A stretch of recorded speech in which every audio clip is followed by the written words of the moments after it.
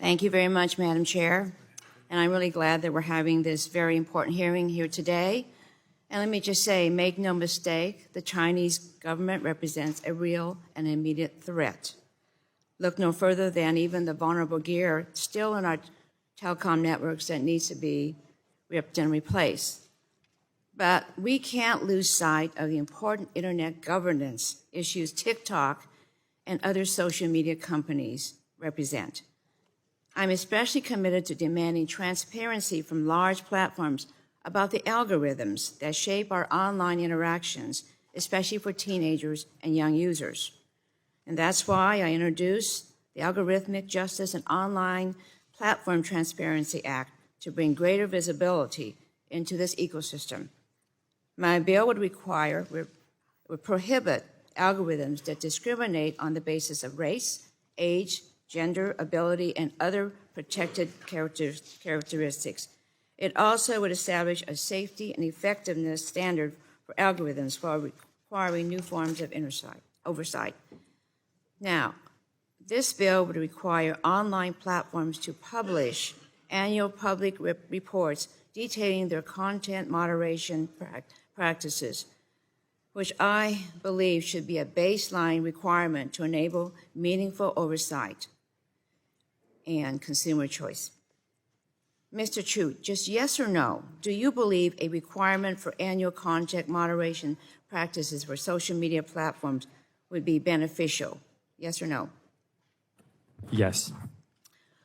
This transparency bill would also require online platforms to maintain detailed records describing their algorithmic process for review by the Federal Trade Commission in compliance with key privacy and data identification standards.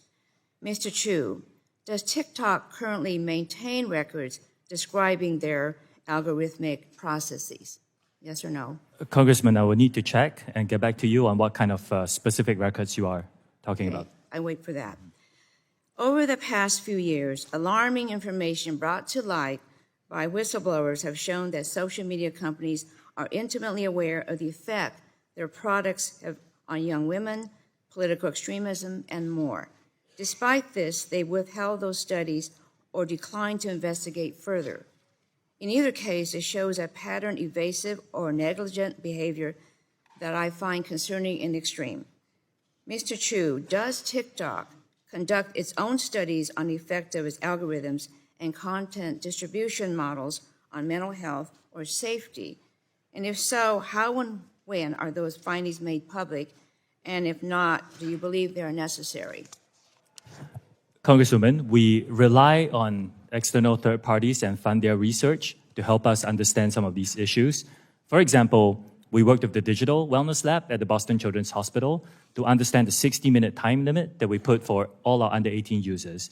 And we are supportive of legislation that provides more funding for research, like, for example, for the NIH. Okay. Yeah. TikTok tailors its recommended content based on user activity to encourage people to spend more time on the app. While this practice is by no means unique to TikTok, given the prevalence of young users and the digestible nature of short-form video, I'm concerned about the app's tendency to exacerbate existing mental health challenges. Mr. Chu, does TikTok have different policies for amplifying content that would be related to depression or dieting versus content like gardening and sports? If yes, describe these policy differences. If no, why not? Congresswoman, thank you for that. This is a great question. The answer is yes. We are trying out some policies together with experts to understand certain contents that are not inherently harmful, like extreme fitness, for example, but shouldn't be seen too much. And these are models that we're building, and we are trying to understand, together with experts, how to best implement them across our platform, particularly for younger users, under 18. In cases where users have been engaging with potentially harmful content, I believe it's imperative that the app take steps to moderate that behavior rather than continuing to promote it. I mean, in a sense, I apologize. About that. I wasn't clear. First, anything that is violative and harmful, we remove. What I meant to say were content that is not inherently harmful, Like some of the extreme fitness videos are about people running 100 miles. It's not inherently harmful, but if we show them too much, the experts are telling us that we should disperse them more and make sure that they're not seen too regularly, So especially you're by very younger users. intentional about that then. It's something that We are working on it, moderate. yes. Yeah. You're working on it? Yes. Okay.